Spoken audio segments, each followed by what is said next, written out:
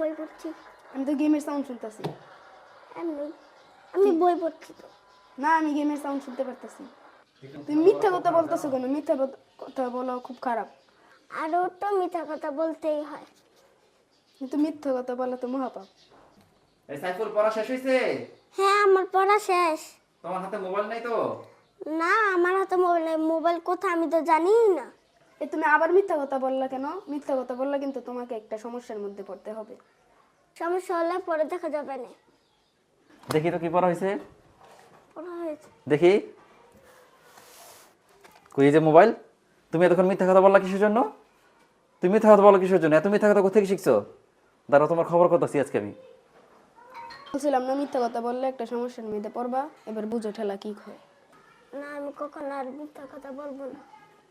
মিথ্যা বলা মহাপাপ, সত্য বলি সদা। সত্যবাদী সবার প্রিয়, ভালোবাসেন খোদা।